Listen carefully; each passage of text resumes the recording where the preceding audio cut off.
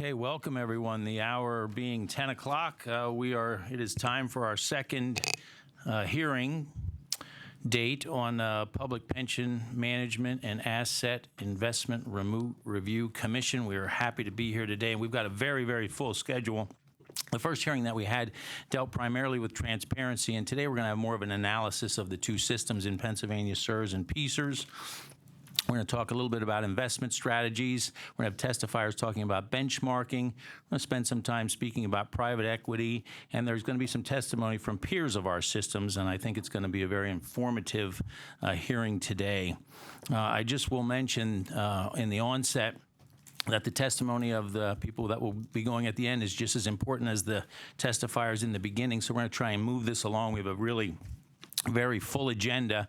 Want to make sure we keep it moving. So if I interrupt a testifier or a commissioner, you realize that I'm doing that in order to keep the meeting on track so that everyone has an opportunity to be heard. As we move forward, I'd just like to thank the Joint State Government Committee. We do not have minutes to approve, as last meeting was a hearing. However, the Commission has taken time to compile a monumentous amount of information. And Glenn, do you want to mention where that information can be found and just what is on your site? Sure. Yeah, it's all on our website. From the first, the last meeting we had, the presentations are on there. The transcript of the meeting is on there. Video of the meeting is on there, and that's on our site. That's I'll give you the address. It's jsg.state.pa.us. So if you go on there, jsg.legis.state.pa.us, and we have a link on there to the an Act 5 section on the website that has all that information, and it will have everything from this meeting. Will go up, as soon as we can get it all together and load it to the website, including video then. Terrific. Thank you very much, Glenn. And Vice Chairman, is there any comments before we get moving? Sure. Thank you, Chairman. Good morning, everyone. And thank you, Chairman, for arranging the marching band welcome for the Commission today. I think that's a good precedent set. Happy to be here for our second hearing. Thought our first was very productive. My only opening comment would be, I'm sure you'd be joined in this, that we're delighted to hear from a variety of practitioners and academics, but I also want us to remember, as we should at every hearing, who's not in the room today, or some are, but who's not on the testifying panel, and that's the beneficiaries of the system. The work of this commission is crucially important for the Commonwealth, but it's important because what we're doing, if we are successful in our charge, and I believe we will be, in identifying some savings, is shoring up and protecting the pension system that we have for policemen, for teachers, for state workers and government workers of all kinds, and shoring up and ensuring that the system will be there to fund their retirement that they've earned through their hard work in public service. So keeping that front of mind always, happy to be here and get started.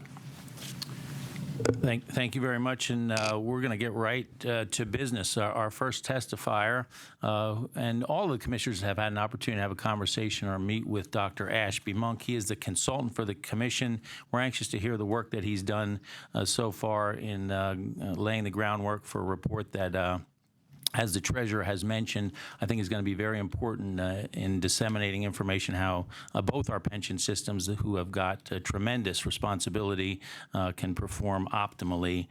Dr. Monk comes to us in Harrisburg by way of Princeton and Oxford and the University of Paris and Stanford. And I just found out today that he was in Mongolia and Des Moines to add a few stops to his list, but we are gratified for the work that he has done so far. We're anxious to hear about that, and with that, Dr. Monk, welcome. Thank you, Mr. Chairman, and thank you to the whole Commission for inviting me and giving me this opportunity to speak on a topic that I say this quite sincerely has kind of formed the foundation of my life's work. That's a bit almost embarrassing to say, but the topic of fees and costs and pension fund governance, I think, is one of the most critical topics facing our governments, our societies, our economies today. My plan is to set the stage. I was asked to set the stage with a bit of introductory remarks, 10 minutes or so, move into my presentation on performance and fee and cost performance, offer some reflections on what we've learned, and reserve any recommendations for the October hearing. As I understand it, the October hearing is the opportunity at which point we will begin to put forward concrete ideas to help this commission save the $1.5 billion per plan over 30 years in terms of actuarial saving. So this commission is here because Act 5, to study pension-related expenditures and to save money. I congratulate you for that. This is a rare commission in the United States of America that seeks to unravel an incredibly complex ecosystem with incredible context that needs to be understood. And rather than just papering over it and allowing things to go on, the fact that you have stepped up as one of the few states to investigate this topic warrants our appreciation as a country, because the pension fund industry needs this, but also my gratitude because it aligns so closely with our work. I think I'm here, if you permit me that, because I've focused on fees and costs for over a decade. I believe they are an entry point to broader discussions of governance, organizational design, management, and even pension fund strategy. And so I think it's an incredibly important topic, albeit, I will acknowledge, uncomfortable for parties.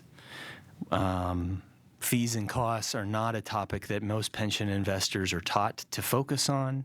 We're taught to think about risk. We're taught to think about asset allocation. We are taught to think about portfolio construction. Too often, fees are the afterthought, but they are important, and we need to get over that to help these plans achieve their objectives. It was noted that I've been working around the world to help similar governments. In Des Moines yesterday, helping the Public Pension Plan design an innovative investment system. In Mongolia last week, helping the government of that country think about how to manage the subsoil assets, which will be emerging and converting into financial assets.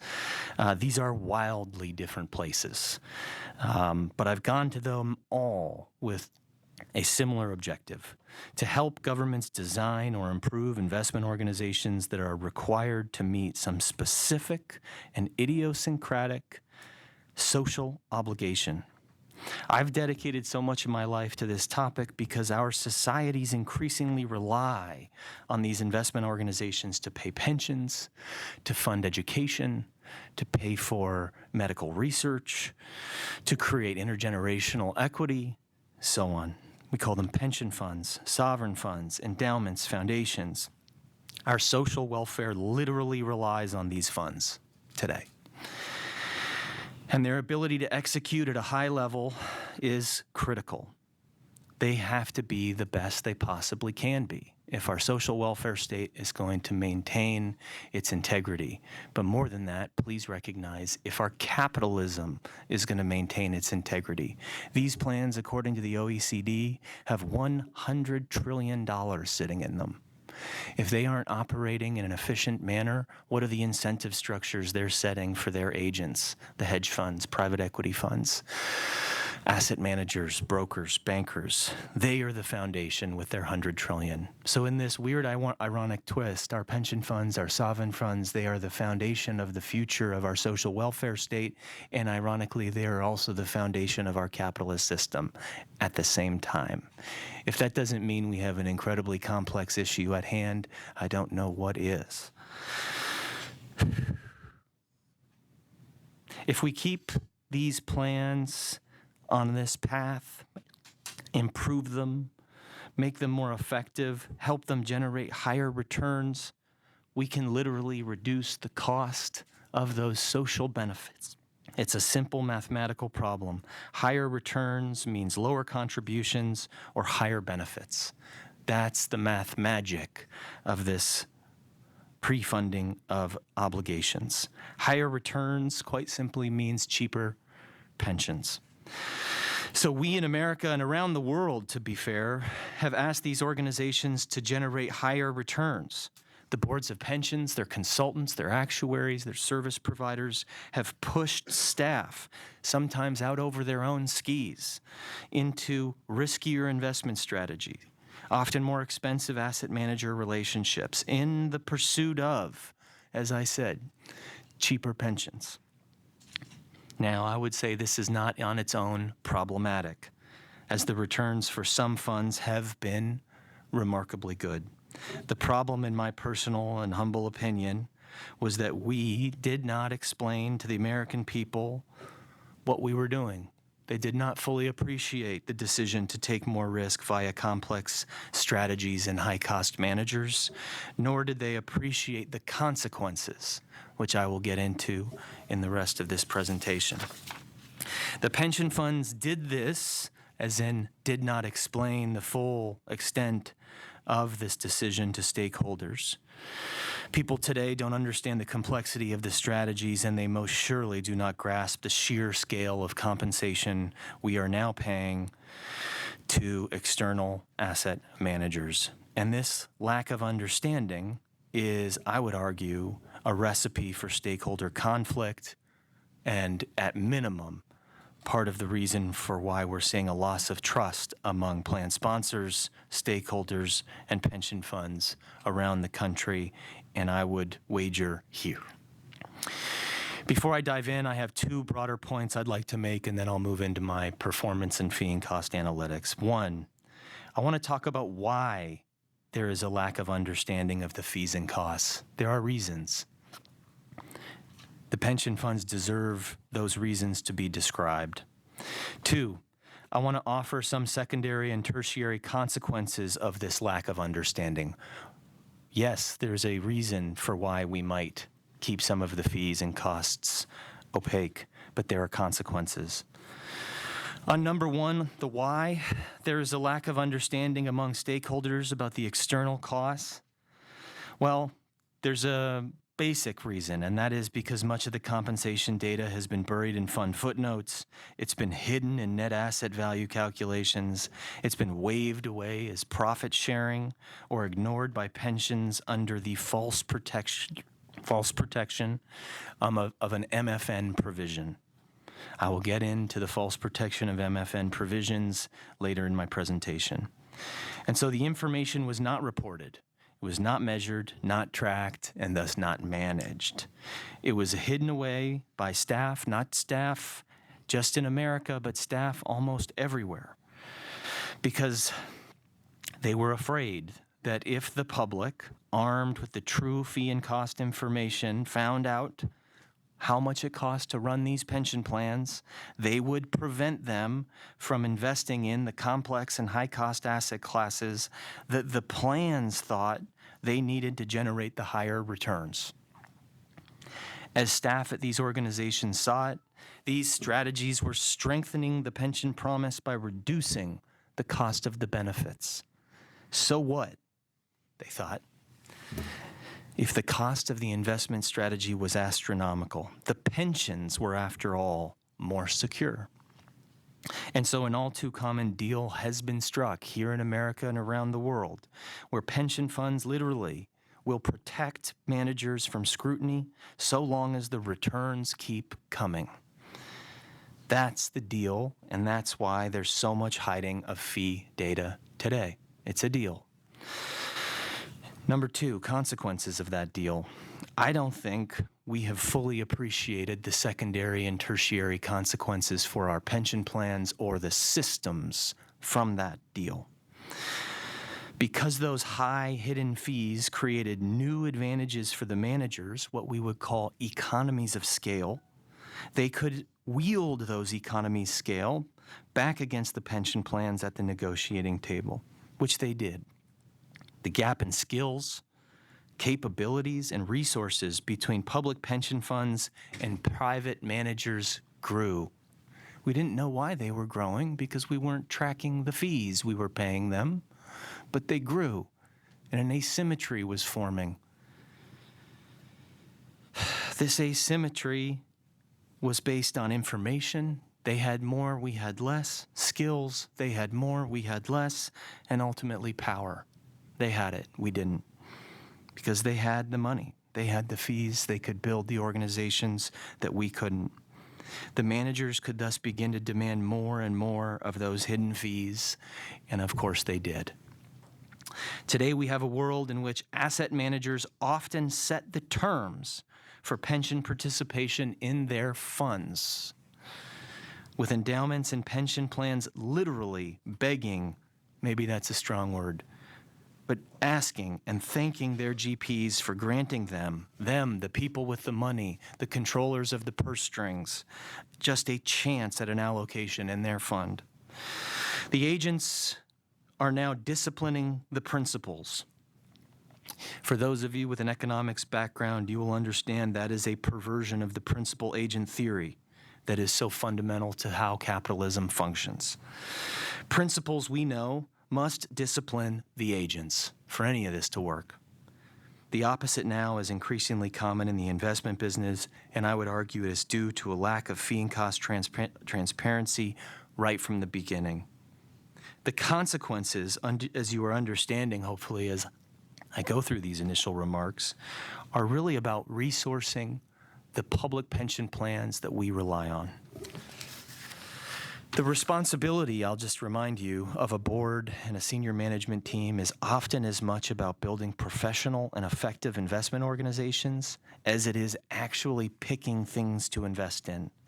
This board should be helping to ensure their plans remain the principles in this complex chain of principal-agent relationships that makes up capitalism. But in order to properly resource an investment organization for success, to remain the principles, one has to first assess the true cost of producing a return. That's the input. The output is the investment performance. Without full fee and cost information, the make or buy decision. Do we buy the internal people to build the investment return, or do we acquire the people to make the investment return outside the fund? Those resourcing and make or buy decisions are made incorrectly. This is why we often see people overseeing these pension plans pushing incredibly hard to keep internal resourcing to a bare minimum. I can think of many op-eds written by plan sponsors and stakeholders shaming government employees working at pension plans for making $15,000 bonuses at the end of a good year, while unwittingly signing checks to Wall Street GPs that are literally 1,000 times larger. It's all part of the same process of generating returns. By minimizing the importance of fees and costs and keeping them a secret from the public, we've allowed our pension organizations to go under-resourced. We're not understanding all the costs of the inputs to make the return. We've allowed the for-profit asset management industry to enjoy an incredible advantage at the expense of this critical social welfare institution, American public pension plans. I personally think it incredibly ironic that in trying to bolster the solvency of our most important social institutions, we have unwittingly created more billionaires on Wall Street than in any industry in America. You are twice as likely to become a billionaire today by setting up an investment business than you are starting a technology company. If you want your children to be billionaires, send them to New York. Don't send them to me at Stanford.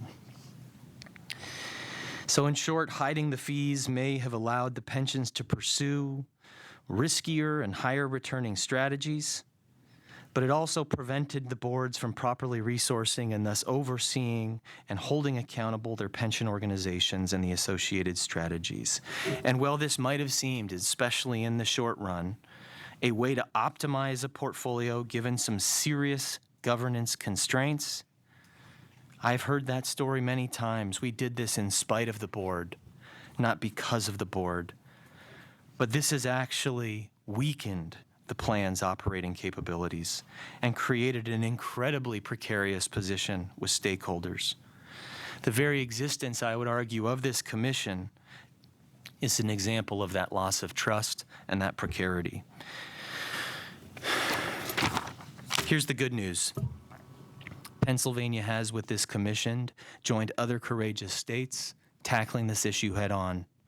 Reporting regimes are emerging around the country, places like California. We've seen other pension funds like CalPERS own up to their past failures on fees in terms of monitoring and work to remedy the process and provide a true, coherent, and detailed analysis of what it actually costs to generate a return. The SEC has investigated fees and costs of alternative managers, and they have uncovered, in their words, startling amounts of overcharging. Newspapers, this commission now is probably aware, are more than willing to put fee and cost numbers on the front pages of newspapers. Transparency is now on a path to inevitability. That's going to be hard for some. I personally think it's healthy and will hopefully lead to a realignment between our pension funds and Wall Street. This change will be painful if you are working at a pension plan, if you are board of a pension plan, if you're a consultant, a service provider, an asset manager. All these players may see some of their roles shift or change. But this is what we need. I've seen this around the world. The process of achieving fee and cost transparency is one of the most powerful catalysts I've seen for boards to become reinvigorated and re-empowered to consider, literally from first principles, how they should design their organizations to achieve their investment organizations. In my view, bringing our public pensions into the modern era of finance and leveling the playing field with external managers will really require fee and cost transparency. We need to spark change in the way we manage these plans, from the board, through to staff, through to the service providers, through to the way we engage with managers, to the way we negotiate fees. Innovation will be required. Next month, we can offer options for you as the commission to take forward, but right now I would simply say we need innovation. That's why I'm here today. I'm here today to help your plans get a better deal. I want them to make more money. More than that, I want them to take home more of the money that their managers make. As part of our project, we are writing a report that will document some of our ideas, some of the things I've said, some of our initial findings on performance, some of what we've been allowed to study on the fees and costs of the plans, and that will be reported in the next month or so. In the next 25 minutes, I believe I have. Yep. I will offer some of our preliminary findings. I will seek to get into the local context of Pennsylvania. I have been asked here to give you a sense of two specific things: the relative investment performance of PSERS and SERS, and the fee and cost performance of the funds. How have they done in terms of managing these fees and costs? I have two caveats before I get into the core analysis that the commission should be aware of, and I take these both caveats quite seriously. The first is, I find performance an incredibly challenging thing to measure, particularly for comparisons across peers. The context of the performance is often so important in understanding whether a fund is generating strong risk-adjusted returns. To be honest, this is partly why over time I have tried to spend much more of my time thinking about fees and costs than I have about performance. It's easier to compare the process for fees or a mandate-specific fee budget than it is to understand how a pension plan is performing relative to a peer. If you have the data on fees, you can measure exactly what a fund has been paid and compare that directly to other funds with the exact same strategy and sometimes manager. The performance stats can be manipulated. You can use illiquid assets to smooth assets. You can play all kinds of interesting tricks. It's much more difficult to do that with fees and costs. You can think of the fee and cost issue as the exhaust coming out of the tailpipe of a car. We are trying to see, by measuring that exhaust, whether that machine is running in a healthy manner. This exhaust tends to be very helpful. That's caveat one. Pensions are hard to compare. Fees and costs are easier. Caveat two, now that I've said fees and costs are easier, I need to say that I'm sorry, but I do not believe we have been given sufficient data to properly do the fee and cost analysis correctly. No private equity data. One of the funds failed to provide public equity contracts that were unredacted. This data was requested by a commission set up by the state legislature for oversight of plans for which they own the liability. The fact that this was not shared is noteworthy. And so I'm noting it. It's not something I would expect to see. Notwithstanding these two constraints, the difficulty of doing peer comparison and a lack of useful data, we persevered as a team, and I should mention that it's me, Dr. Rajiv Sharma, we have a team of cost consultants, and we have a team of performance experts that have been working with us on this. This is the product of a team effort, very hard work over the course of a few months to get this together. And again, these are the preliminary findings. We will have the full report in a few months. The first analysis was to compare the asset allocation and performance of the two funds with a peer set of funds. The second was to examine the fees and costs of the two funds with regards to their external managers. For the peer analysis on performance, data was obtained from the public pension database of Boston College. The data from the database was audited against individual fund annual performance to ensure accuracy. Furthermore, it is our understanding that both CSRS and PSRS have validated the data from the PPD database. My friend J.P. Aubry from the Center for Retirement Research at Boston College will be here this afternoon. He will elaborate on this and the quality of the PPD database, and I will not steal his thunder. For the analysis on fees and costs, data was obtained from the two pension plans themselves, but as stated, was significantly withheld. The reason given was that the data was confidential and combined trade secrets. Notwithstanding, given what I'd already said about hiding data, the fee and cost and analysis that we presented here focuses, by our requirement for the data, just on public equity mandates, where we could obtain reliable data. We didn't want to do an analysis that was questionable. And so we restricted our analysis to public equity data where we felt we could give this commission a confident assessment of the plan's ability to manage their fees and costs. Nowhere else could we do that. Do we have slides? Dr. Monk, yes. So I'll just take a break here for 1 second to make sure that what would a hearing be without an IT glitch? Are we okay, John? What do we need to do to get you? I was not aware of this, and this doesn't have power, so I'm trying to get into this one. Okay, so if we could just take a moment or two.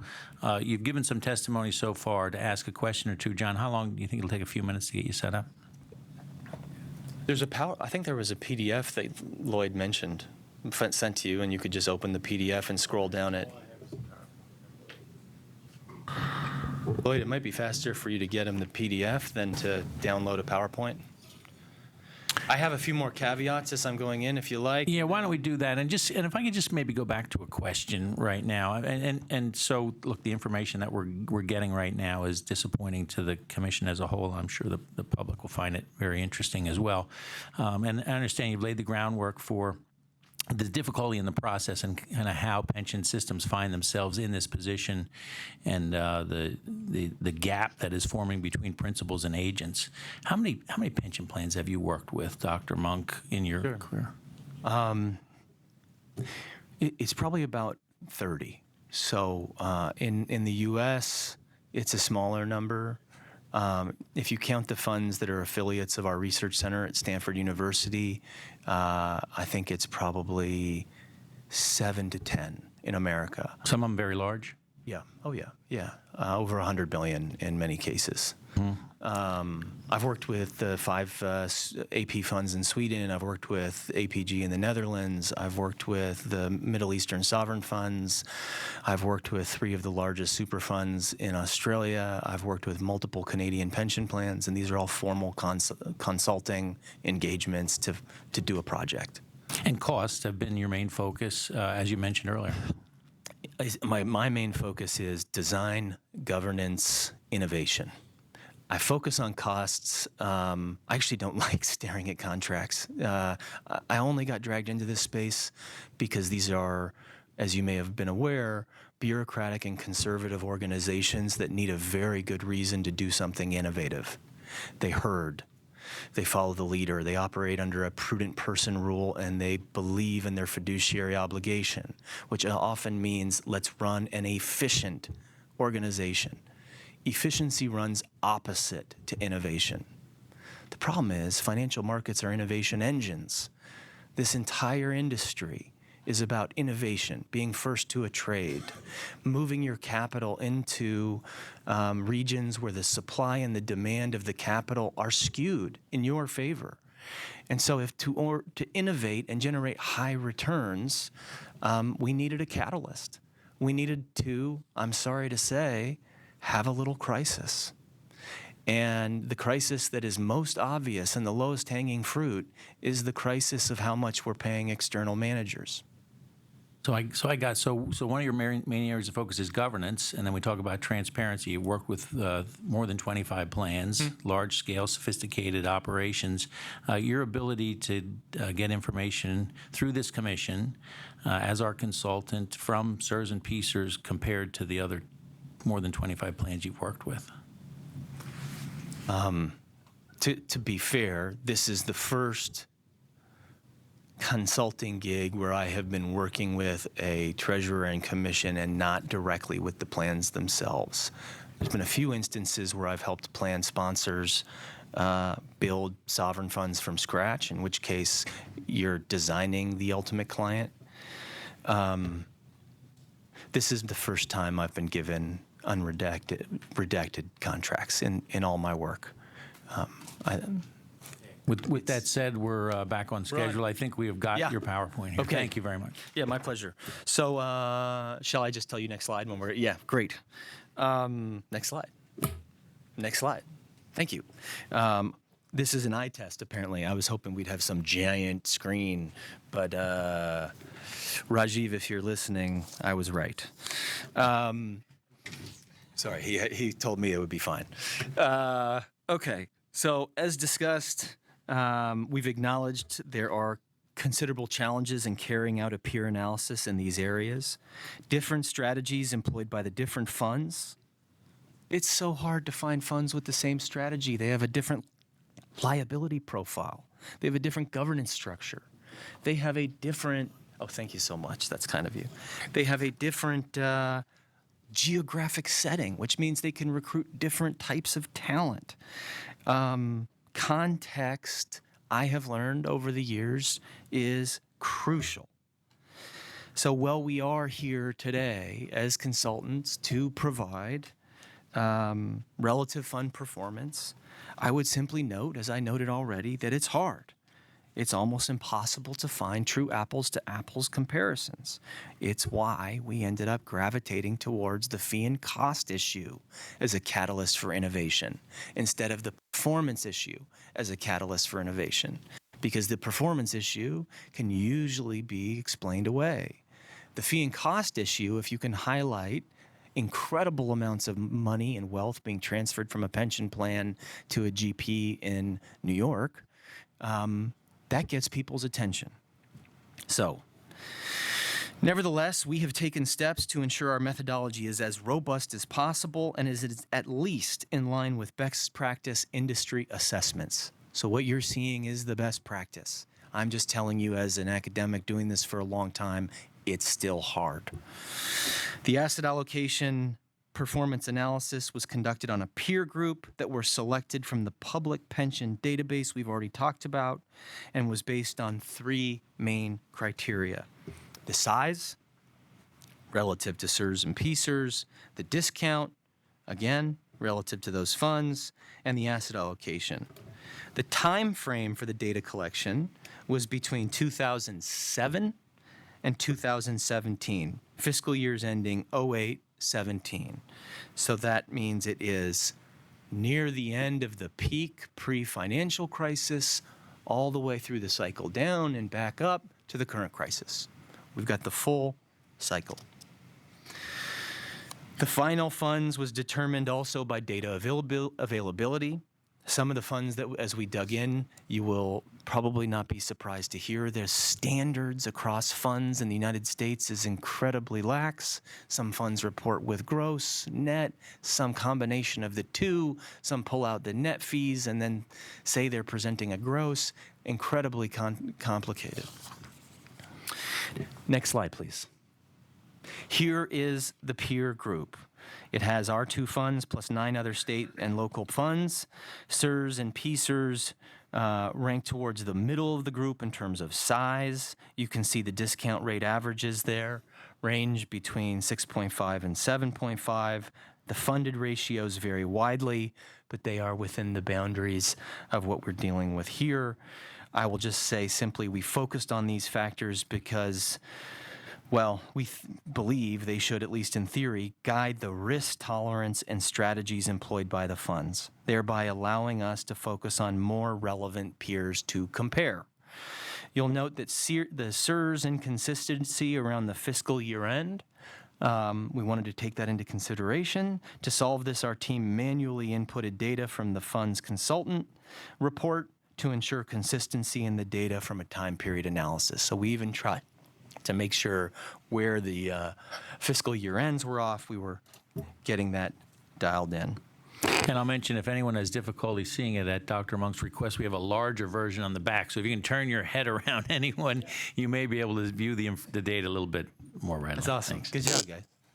Thinking on your feet. Peer group, the next slide, please. Okay. Oh, man. Yeah, so on the bottom of those, you're going to be seeing the different funds, which I will tell you what they are. You've got on the far left, PSERS, then SERS, Arizona, Georgia Teachers, Illinois, Iowa, LA County, New Mexico, Oregon, South Dakota, Virginia. Okay? All looking fairly similar in terms of asset allocation. Diversified allocation strategy, this was 2017. In general, equity is the largest for all these, followed by fixed income, private equity. We can observe SERS follows a very similar asset allocation to the rest of the group, except for the omission of commodities. PSERS, however, is a clear exception, given that it uses leveraged finance and has considerably lower allocation towards equity and higher fixed income allocations. Otherwise, as you noted on the prior slide, we're looking pretty good. Next slide.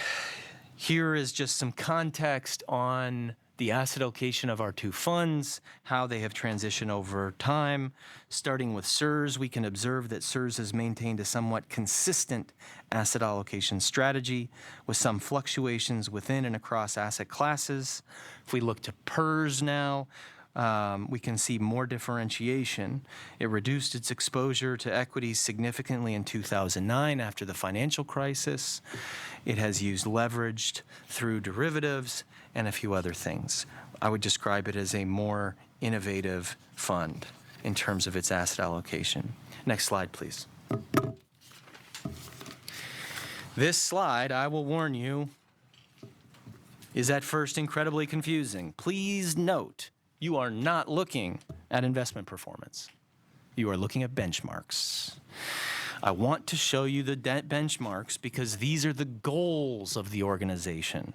These are the benchmarks upon which they will assess their own performance. We put this in to highlight how these similar pension plans, as we've shown you in the prior few slides, can still have incredibly different benchmarks that are guiding their risk tolerance and their investment approach. It is hard to find apples to apples, okay?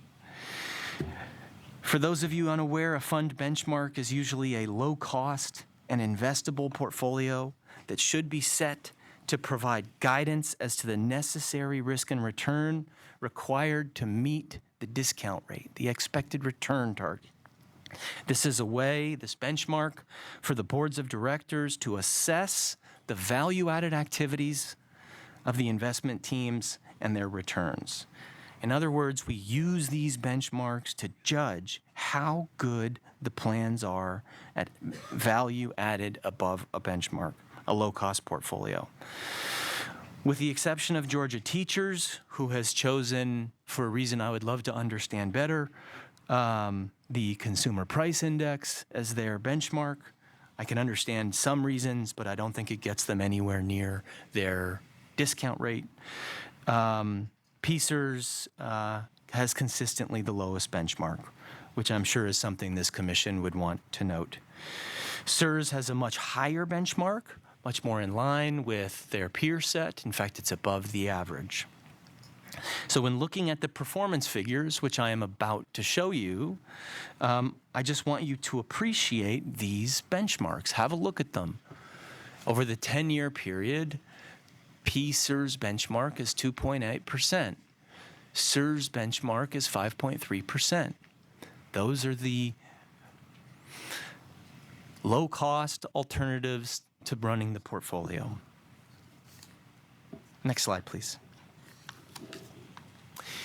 So now when we jump into data that is often presented, peer group differences between in return and benchmark, you can see the two funds here have performed against their benchmarks in each asset class over the 3 time periods. Okay, for those of you that can't read, blue is 1, orange is 5, gray is 10. As you can see, PCERS appears to have beaten its benchmark over most time periods. They've done incredibly well. Well, CSRS has not beaten its benchmark over the 10-year time period. This would appear to suggest that PCERS is far outperforming CSRS. Next slide, please. Although both CSRS and PCERS exceeded their 1-year benchmarks in 2017, they both have overall been low-performing funds relative to their peer groups. You can see the data for yourself, and undoubtedly in our report we will dig into this and provide much more context. For me, I do not enjoy looking at 1-year returns. I don't think it's useful. I think it's noisy. I understand that in a pension fund context, 1-year returns matters because you may need liquidity. But in my view, building a long-term investment organization demands looking at a long-term return, and that is the 10-year return. So let's skip to the 10-year. Both CSRS and PCERS didn't fare as well as we might have liked, 4.1% and 3.8% respectively over this time period. And you can see in that cohort of peers that we selected based on the criteria noted before, they're in the bottom. Next slide, please. Keeping in mind all the caveats we started with, where I reminded time and time again that apples-to-apples comparison is incredibly hard, we wanted to create a secondary set of analysis focused on a larger subset of the population. We pulled generic data, and it seems to confirm what we have already said. Okay? These are from the other databases, and I'm sure JP of Boston College will be talking about this data today. So again, I don't want to steal his presentation's point. Either way, the way that we see it,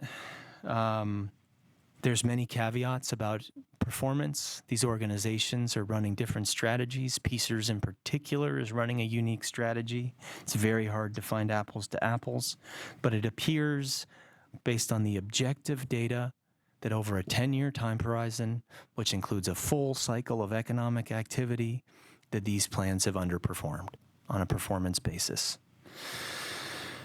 So now I'd much rather get on to a topic for which I think we can be much more confident, and that is the issue of fees and costs. Next slide, please. Performance on fees and cost as operations, as you recall, I defined as, or I created the metaphor as exhaust coming out of the tailpipe.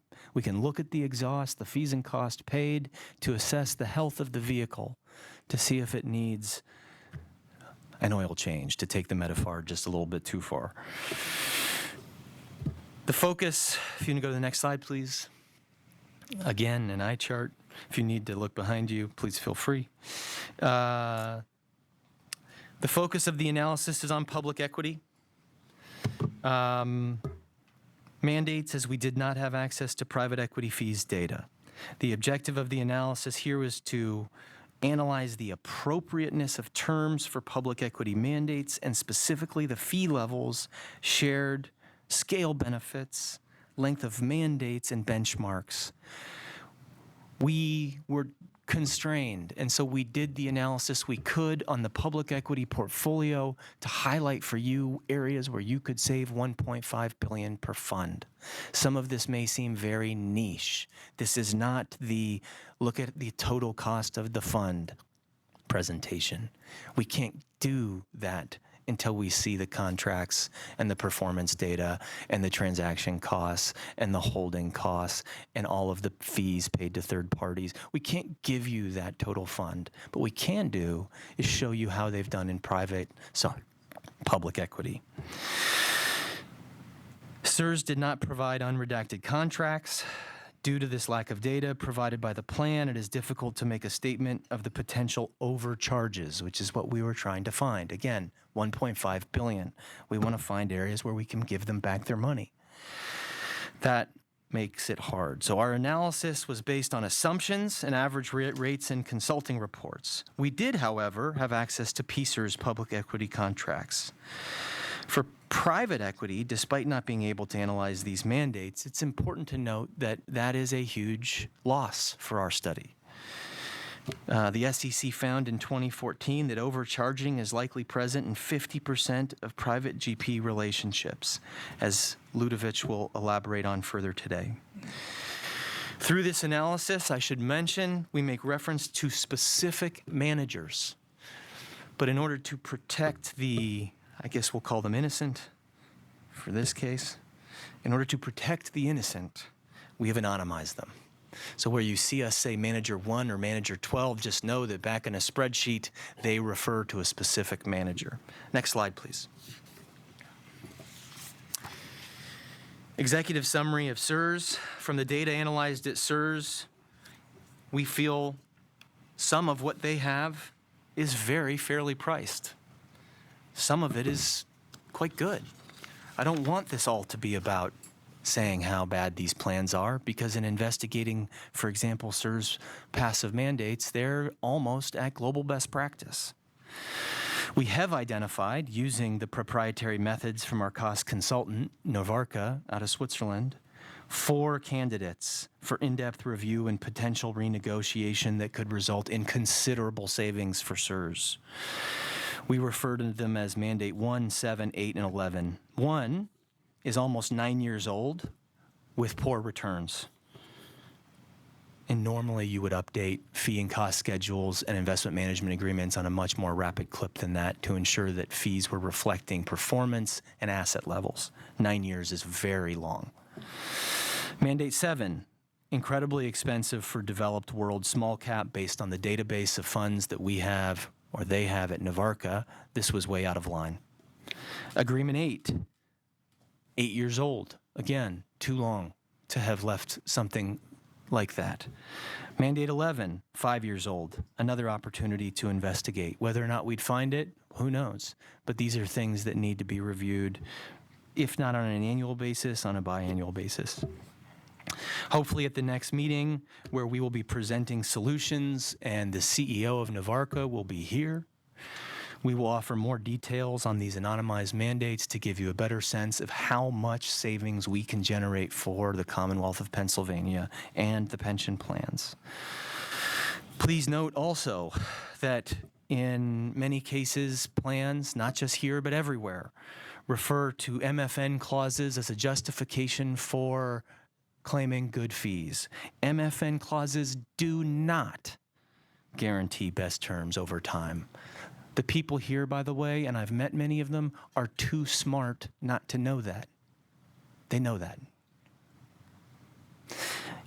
Any hedge fund is willing to sign an MFN. It's easy. In fact, it reinforces the hedge fund's negotiating position. Because the next fund that comes and says, this is insane, I need lower fees, The hedge fund then gets to say, if I lower your fees, I have to lower everybody's fees because I sign MFNs. Over time, MFNs weaken pension plans and strengthen managers. Not to mention that when a manager actually wants to bypass an MFN, it's not that hard. Change a few terms, change a duration, change an instrument, and you've got a new mandate. MFN should not be seen as the end-all be-all of fee and cost perfection. As mentioned, again, we would have loved to have a chance to take a hack at the private equity contracts. It's by far the most expensive asset class in the industry. This was the big crisis at CalPERS that led for them to completely rethink the way they run their business when they realized, holy cow, we're spending billions on a single asset class and a single fee category. Maybe there's another way. Next slide, please. PCERS. Not to be rude, we're gonna keep moving now quickly. If there's a couple points you want to make with the end of your presentation, then we'll give a little bit of time for questions, if that's fair. Thank you. Yep. Well, so look, I'll just simply say this is all it's going to be in a document. It's in the slides. I'll go through PCERS, and then I'm going to talk briefly about the self-reported survey, and then I'm going to stop, and that will take 3 to 4 minutes. Okay. So PCERS, through their own initial analysis on fees, they produced a report, which I commend them for taking the initiative on and beginning the process of trying to rein in their fees and costs. Some of the statements in that report, I might want to sit down and have a deeper discussion. One of the things the report said is high fees need to be paid in order to get access to the best performing managers, except when we look inside their public equities portfolio, we noted that in international all-cap equities, the best returns were from the cheapest mandate, 44 bips. The average of that, the other 4 mandates in that section were 81.75 bips. So the logic that paying the most gets you the most is contradicted in their data, their own data. On top of this, we have found a number of areas that could be improved. We list them here. Why don't I just say we're going to come back to them when we bring Marcel and the team from Navorka. If you go to the next slide, this is a cost stack. In general, we put this picture on here to simply highlight that there are many, many things that are missing from this cost stack. Transaction cost analytics, fees paid by asset managers to third-party providers, income and revenue from investment banks and brokers to asset managers. All this should be inside of a healthy fee and cost analytic. Next slide. This, when you have a moment, will show you that, again, benchmarks really matter when you're thinking about how well a manager is doing. The PCERS benchmarks are much lower for their managers than the CERS benchmarks, which gives the impression that every one of their managers is completely knocking it out of the park. I would say that PCERS could and potentially should do a better job of setting those benchmarks for their managers more in line with the risk tolerance that they're taking. Next slide, please. We have 2 charts now, one for CERS and PCERS, that shows you, it's a normalized graph, so it's a bit confusing, but it highlights, if you look in the worst categories, how much of the return they are capturing in fees.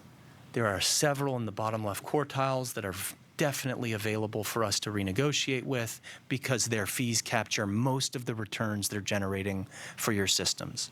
Next slide. Same thing. There are opportunities here where the fee structures allow the managers to capture most of the returns they're generating.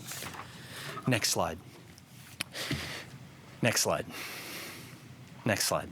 Okay. So because the data was not forthcoming and it was not our choice or our preference, we had to get data somehow. And so we provided a survey to PCERS and CERS that sought to ask them to self-report some of their processes so that we could understand, in their words, how are they thinking about this issue? And I will give you a quick run through of some of the answers because I think they indicate areas for which we might be able to help them save the money and get to the objective of the commission. Question 1, on a scale of 1 to 10, where do you think your management fees are placed in the market? 1 low, 10 high. they both said 10, 10. They're the best they can be. I love the optimism, okay? They justified that based on MFN, which is a common thing to do, but I would simply tell you as an expert in the space, focusing on fees and costs, an MFN cannot be a justification for a 10 out of 10. That's the first thing. We then asked them, what is the average age of the fee schedules in your portfolio? Neither of them tracked that issue. Again, I think they're relying on an MFN when they shouldn't be, and they should be tracking the ages of their contracts in order to renegotiate as assets go up over time. You should be renegotiating. We asked them, what is the average age of investment mandates in your portfolio? Again, untracked. 4, what percentage of your asset managers have confirmed in writing that they don't receive commissions, rebates, retrocessions, and the like? PSERS does not maintain this information. SERS does some of this in their due diligence, but didn't directly answer the question. In our view, as cost experts, we think this needs to be recorded, as the managers may be benefiting from their investment activities in other ways. Next slide, question 5. What percentage of your managers have confirmed in writing that they don't pay and have not paid any commissions, introduction fees, or the like? PSERS does not maintain this information. So there could be whole fee streams in there going to placement agents that they don't know about. SERS didn't directly answer it, but at least SERS talks about it in the due diligence. 6, does your plan operate under a fee budget? Do you have a set of fees at which point you will reevaluate the way you run? Both said no. We find this problematic because how else do you know if a fee load has gotten to the point where you should reconsider your operating model? Isn't there a fee at which point you might consider bringing assets in-house or doing it differently?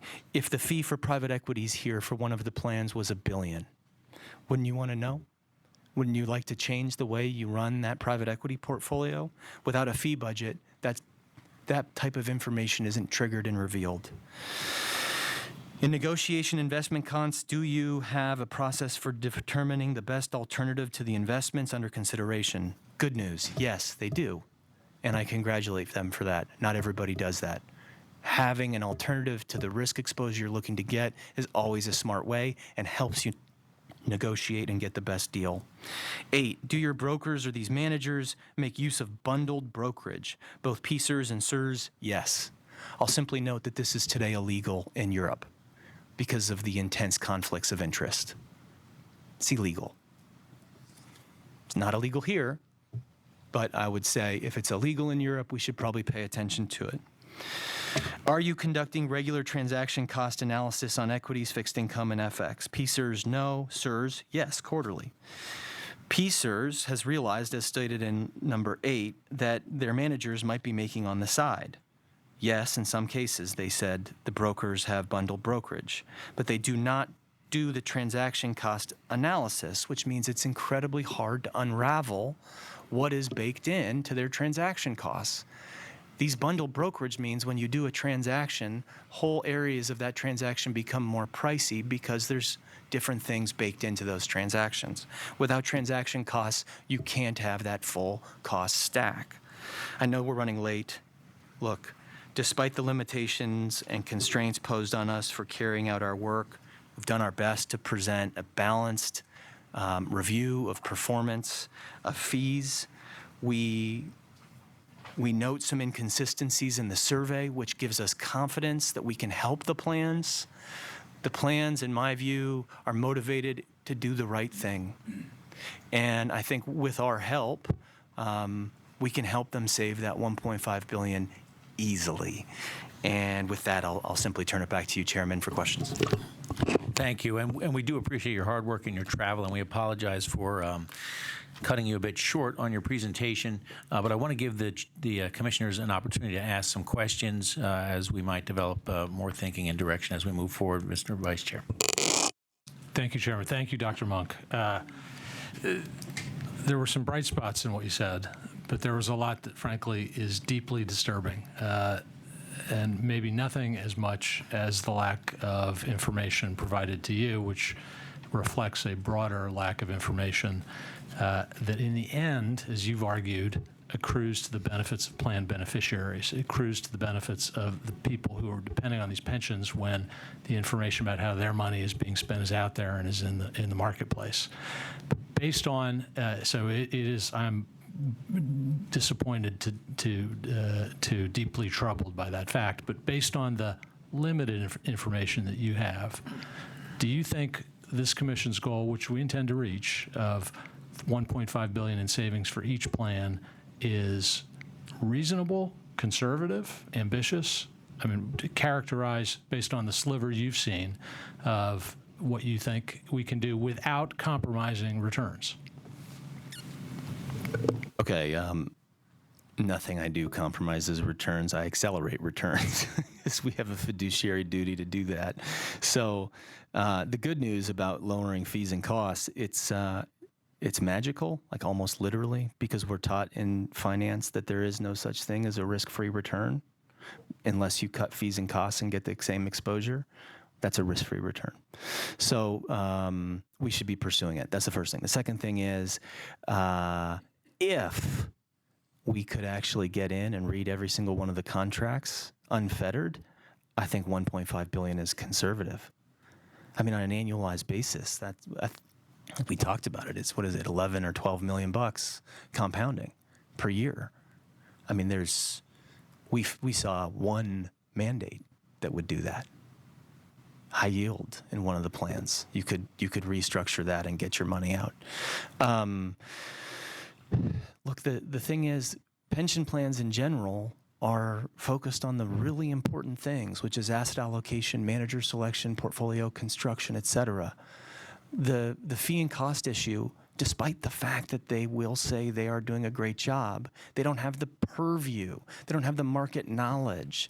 They talk to their peers, but often their peers are locked up under NDA, under trade secret rules.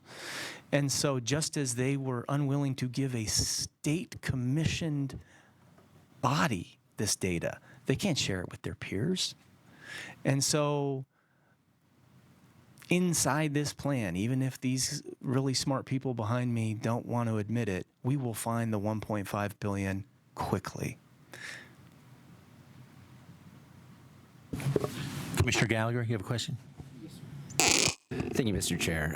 Dr. Monk, thank you for being here. Thanks, Commissioner. And it's clear that you're eager to assist, and I'm grateful for the acumen that you bring to the table. But there's a lot to unpack here, and I'm doing my best to make sense of some of the assertions made within. But I'm optimistic that your findings are preliminary and not final. Because contextually is something that you brought up in your verbal presentation is crucial. And this state has underfunded its pensions for 15 of the last 20 years. And in many ways, that dictates some of the decision-making downstream. And I think we need to be mindful of that because some of the funds that we're being compared to have been fully funded.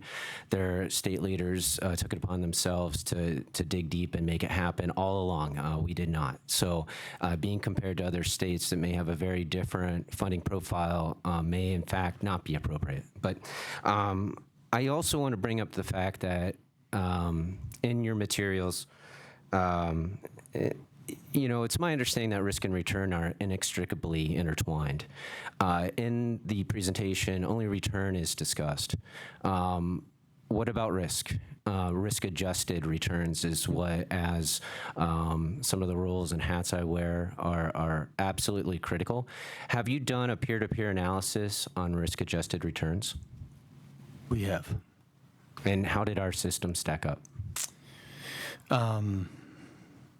We didn't include it because we didn't want it to drive the debate. I agree with you. I mean, I think risk-adjusted return over long time periods, whether it's a Sharpe ratio or some other ratio, information ratio, something, is incredibly valuable. Our analysis that we did, which we did based on best practice standards, did not exactly correspond with the RVK analysis, which Bill Sharpe himself worked on. And so rather than putting forward an analysis which was basically in line with what you saw today, we held it back to do the homework to make sure that our statistics were robust enough to merit presenting at a commission sponsored by the state of Pennsylvania. Okay, thank you for including what I think is a really mission-critical component of this We agree with discussion. you. We just want to make sure that we are not contradicting the guy who invented the ratio. Are there any further questions? I just have a comment. You were very nice to the commission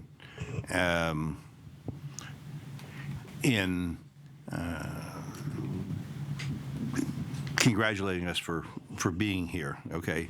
But we're really here because of what the state legislature and the governor did in Act 5, and they should probably get as many or more kudos than you gave us. I congratulate them. We thank you for your testimony, and I'll just make a point consistent with what Commissioner Bloom said. In 2013, we did a brief study based on public information, and there was some concern that the costs of the system were higher than their peers, and that the performance was lower. At that point in time, we began the discussions, and the legislature took that into account, and some of the testimony here today in your analysis confirms the concerns that the legislative body have had. So we're happy that we're doing the work. We're gratified that you are willing to be our consultant and do this deep dive, and we're anxious to move ahead. So thank you very much. Thank you for your time. Thank you, Commission.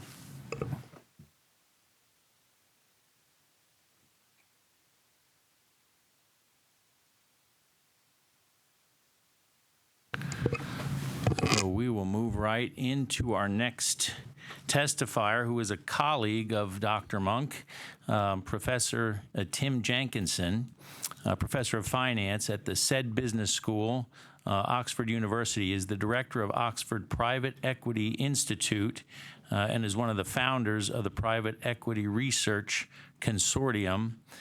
We appreciate, and I'll mention again, that this commission is gratified with the level of expertise that is coming to the assistance of the commission in the state of Pennsylvania, and inevitably everyone who's a participant in the plan. So Dr. Jenkinson, thank you very much for being here today. We're anxious for your testimony. I will mention, before we get started, as I have done before, we're up against some time constraints. If I am so rude as to start to try to nudge you along, understand it's because other testimony will follow. Thank you very much. Sure, okay. I don't know whether you have the presentation. Okay, there's a PDF on there if you want it. Yeah, it's called Pennsylvania. So you should better find it. But no, thanks very much. It's nice to be here. I spent a happy year in University of Pennsylvania back in my youth. And many of my close friends are beneficiaries or taxpayers of Pennsylvania, so it's relevant to me. What I was going to do, I was just going to go through the presentation that I think you have in front of you and will be up on screen first. But I'm going to try to answer sort of three questions, really, which I hope are relevant to you. They're not really about costs, actually, in this part. They're more... do you need me? If you could, I noticed it before, maybe move that microphone in a little bit. We apologize for maybe the acoustics, but some people are having difficulty hearing it. Sure, okay. Is that better? Okay. What I'm going to try to answer three questions. One is, and this is going to focus on the private equity side of the plans, which is why invest in private equity when it costs more, certainly than cheaper alternatives to that. What are the general trends in the market for private equity in terms of the returns relative to cheaper alternatives? And then to give you I hope a sort of a relatively simple and helpful sort of analysis of how Pennsylvania's done relative to the market. So that's really the three things I want to do. And so on slide 3 now, which is why invest in private markets at all. And I mean, this isn't a time to give you, Finance 101 tutorial, but, there's only really two main reasons why you invest in any asset class, which is really diversification and returns. in some ways, the returns will come on to, but the diversification argument is one that's been evolving quite a lot. If you can have the next slide, please, which is that, and I'm sure many people are aware of this, but public markets have been changing very rapidly over the last 20 years. To give you just a few facts, there are now half as many public companies in the US than there were 20 years ago. Half as many. It's exactly the same in the UK. It's roughly half the number of public companies. The stock market capitalization has actually continued to rise, but not by as much as you'd expect, given the growth in the economy. So basically, the public markets give you a smaller chunk of the US economy now and a smaller chunk of most other economies. And you've got a sort of one of the ways that's happening is that small firms are sort of disappearing from public markets. So if you look at one way of looking at it is if you look at the proportion of firms, which have a market cap of less than $100 million, it's halved in the last 20 years. And a stunning figure, which is if you look at the average, and I say the average, by which I mean here the mean, market cap of a listed company in the US, it's now $6 billion. So they're big companies. So that's what you get when you invest in public markets. Nothing wrong with that. Big pension schemes have got big sums of money to invest, and they've got to put it somewhere. But you are getting a subset of economic activity through the public companies. Next slide, please. So, again, stating the obvious that what pays pensions ultimately is economic growth, and equity gives you a slice of economic growth, and public equity gets you a good exposure to the more mature companies in particular sectors and countries, because many countries don't really have mature public markets. And I think one of the reasons why people look to private markets, in particular buyouts, growth equity, or venture capital, is that it gets you access to other sources of economic growth, and those can be important to pay the pensions of the future. And indeed, I think that many pension schemes around the world and many institutional investors now no longer really think of private equity as an alternative asset. It's really just an alternative way to get equity returns and should be judged against equity returns. And this is important because actually the way that the industry has tended to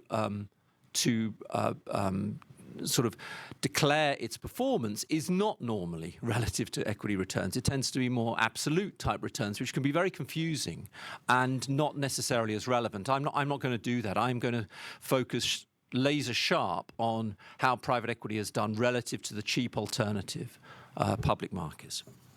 So next slide, please. And this is not in a sense, that innovative. If you look at a report from the FT the other day, you see that the world's largest public equity manager, BlackRock, is actually expanding its private investment activities and recruited one of the CIOs of the Canadian Pension Plan to do that with very good reputation. And he says that most investors are heading in that direction, in other words, towards private market investments, because the liquid public markets are shrinking. And that's a reality that faces everybody. Every institutional investor around the world is facing the same issue. And that's why private markets in general and private equity in particular have been growing as the public markets have been shrinking. Next slide, please. So that's just a little primer, if you like, on diversification and why you might be interested in some of these more challenging, a bit more opaque.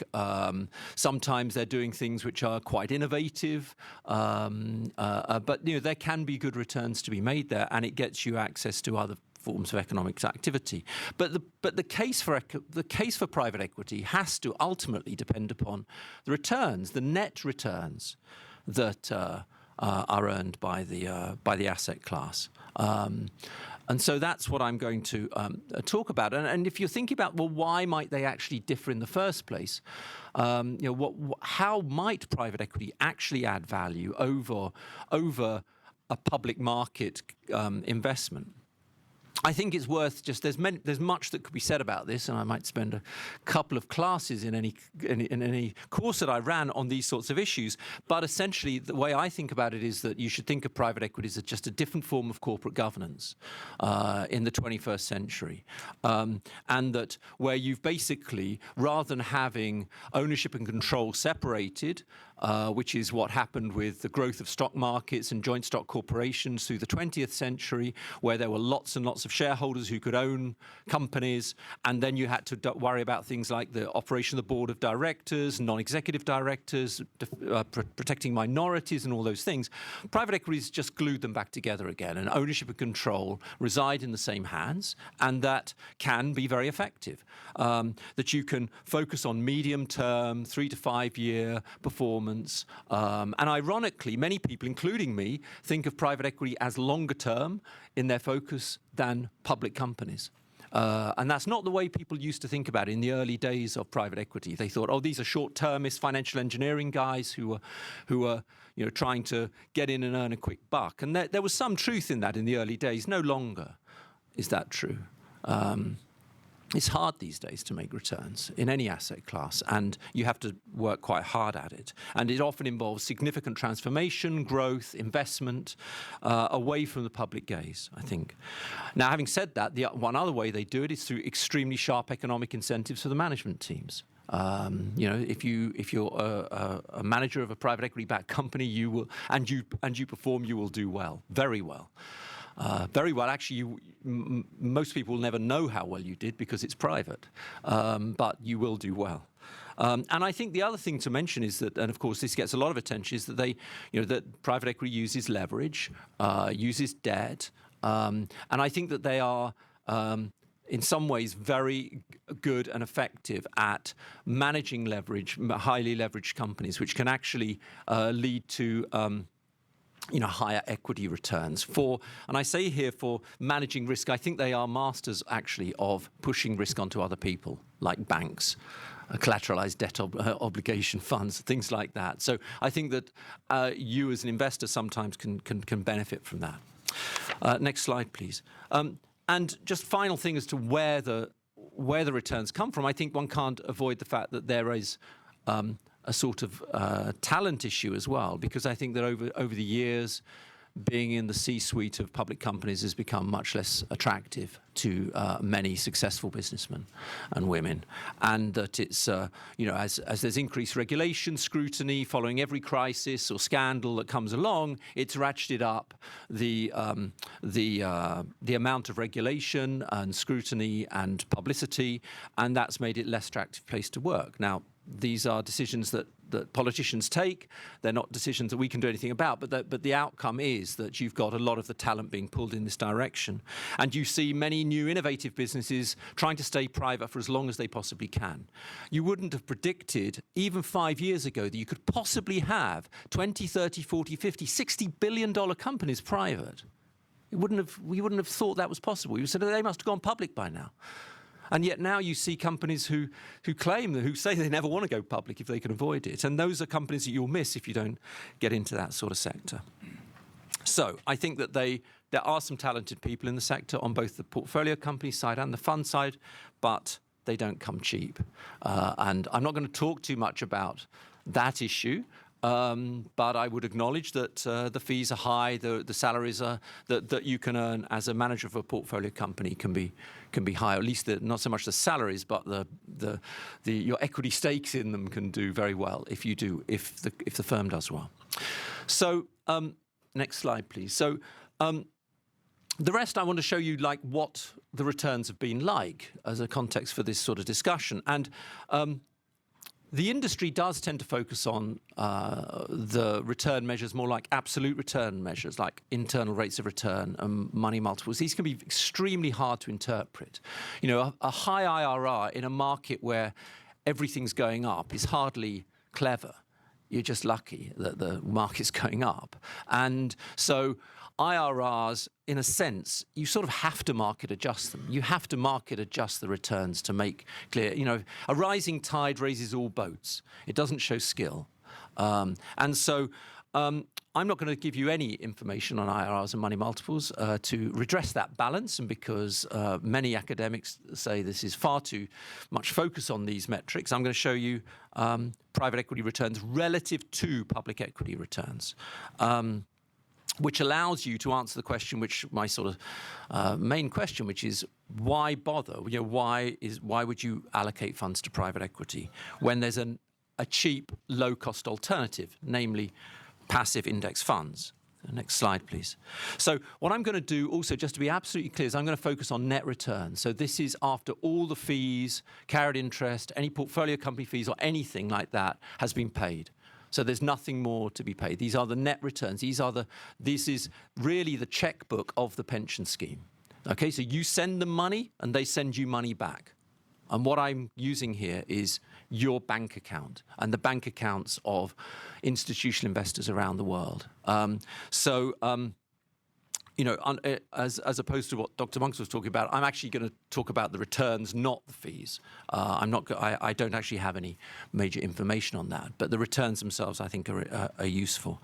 And for public equity, just to be clear, I'm going to use the gross returns. In other words, I'm not allowing for the cost of that. But to be honest, I don't think there's a huge bias in that, because running a private equity program internally costs you a bit more money. And so therefore, not allowing for the fees that it costs to run a index fund or the like, I think it sort of is a bit of a wash, actually. But that's what that's just to be clear what I'm going to present.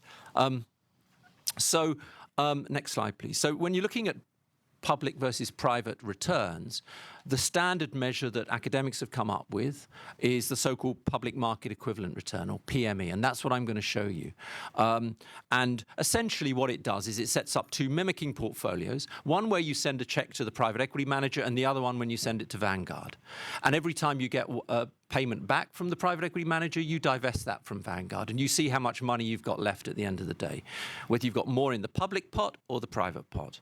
Okay, and so if you these are sort of wealth relatives, they're market-adjusted multiples, if you like. And if you have a PME of greater than 1, you've done better with private equity than public investing. And if you have a PME of less than 1, then you've done worse. So it's actually rather easy. And if you've got a PME of 1.2, you did 20% over the life of the fund. Important to mention that. Over the life of the fund than if you'd had your money in public equity. And I'm going to generally focus on the returns over the life of the fund. I'm going to look at what are called vintage year returns, which says if you'd put your money to work in 2003 in a private equity fund, because these are long-term investments, you can't easily trade them, you know, would you have earned more money? Would you today in 2018 have more money than if you'd stuck it in an index fund, which I think is a very relevant question. Okay, so that's what I'm going to do. There are some complexities. Next slide, please. It matters what you benchmark to, which index you use. That's particularly important when you're talking about international investing. It's quite hard, actually, to benchmark the portfolios when you're putting your money to work all around the world. Currency is also an issue. I'm not going to go into any of this stuff, but I'm going to tell you, I've given you a little bit of information in the appendix which shows that it doesn't make a huge amount of difference. There's sort of rough and smooth with some of these things. Some indexes are better than others, give slightly different answers, but it's a relatively second order issue. Okay, so before I give you the results, next slide, please. One mention of data. It's very important because there's been lots of work done on private equity, and you see lots of analysis done which uses very selective data. I'm going to use what I think has become established as the sort of gold standard that is now used increasingly in academic work, which is so-called the Burgess data, which Burgess database is sourced entirely from institutional investors. There's no data gathering from the funds themselves, which would cause all sorts of worries because there'll be possible adverse selection issues and things like that. These are the portfolios that exist in the world of institutional investment. Actually, both your pension schemes use Burgess as well, so they're already in the system. And it includes a lot of funds. I'm going to focus mainly on these buyout funds and venture capital funds. And I'm only going to look at vintage years up to 2014. The reason being is that the funds after that are too immature. The ones that they're not fully invested, they won't have actually probably got any returns yet. And so I think they're sort of too immature to really say anything about it, in case you're worrying and wondering why I'm not going to look at the more recent vintage years. And I'm going to show you these vintage year type of returns. Next slide, please. So before we look at the Pennsylvania funds, I just want to show you the figures for the world as a whole. So this is the largest sample of funds. It's basically all the funds globally in the Burgess database. The thick blue line in the middle is the median fund return for each one of those vintage years. The critical number here is 1. Did you do better than the public market return? So if you're above 1, you are actually better off putting yourself. If you imagine you had no skill at all and you were just getting the median fund, would you have been better off as a result of going into private equity? And the answer is, and it's actually a very surprising answer. It was surprising when actually myself and a few other co-authors, Chicago and Virginia, actually found this, is that there's basically hardly any vintage years you can find where private equity actually hasn't beaten public market returns on average after all the fees and carried interest payments and portfolio company fees and all that stuff. It hasn't really happened. A slight dip in 2008, but actually the median fund has beaten the public markets after those costs. But there's high variability. So, if you're only picking 3 or 4 funds each year, you can be all around. You can be the other 2 lines of the interquartile range, the top and the bottom quartile. So you can be certainly, within those. That's globally. Next slide, please. If you look at local markets, because again, it's you have to be a bit careful in terms of things like currencies and the like. Actually, it still is true for. I sometimes call this my Ryder Cup slide, which is the US versus Europe. And if you look at that, where the red line is Europe. Europe versus European markets in euros, and the blue line is America versus US private equity versus US public markets in dollars. You find that the same is true, that you don't actually see any of the vintage years where the median private equity firm didn't actually outperform the public markets. Having said that, anybody looking at those charts will see that premium has been falling over time, and has been getting closer to 1. So it's, there's no doubt that I think as competition and growth in the sector has happened, people have been attracted into this sector, the returns have come down, and that's what we expect. That's what you expect in any asset class. That's what we saw in hedge funds. You see it in some real estate funds and others, that competition and growth tends to limit returns. That's on the buyout side. It's a very different story in venture capital, I should say. Not that either of your funds puts much money into venture capital, but it's a next slide, please. The experience there has been completely different. That we had these extraordinary returns before the dot-com bubble burst, so high that you can barely fit them on a chart. You have to adjust your scale, and then really a lost decade of the 1990s, where venture capital returns were pretty bad relative to public markets. You were definitely better sticking your money in the S&P 500. But as you see, actually, the returns there have been going up over time, and actually in the last vintages since about 2009, actually your median venture capital fund has done better than the public market. So very different story. But bear those in mind, because I'm now going to superimpose on them the performance of your pension schemes, if you like, to see how they did relative to that market. So next slide, please. Just by a little way of background. So if I'm going to split them up into PSERS and SERS, the vast majority of PSERS money has been put into buyout funds, about 20 billion over the long period. Some into VC and some into special situations. I'm actually going to put the special situations in with the buyouts because it's hard to find a benchmark for them, and many of them are not that different from buyout funds, although they are a bit different. This chart reflects the special situations as well. The one which I will come on to, yes. The next one does, yeah.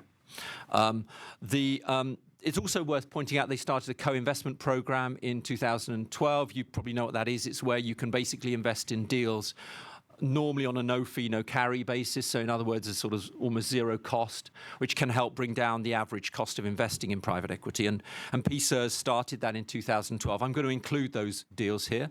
I'm going to try to just include them all into a sort of vintage year performance for each of the asset classes. I'm going to just use the benchmark that they use, which is a blended benchmark of 70% Russell 3000 and 30% MSCI World ex-US. I think that's not an inappropriate benchmark, given that there's quite a few of these investments are actually international, so it's not sensible to compare it just to a US return. And so what I'm going to do on the next few charts is sort of show you how they did relative to that benchmark return.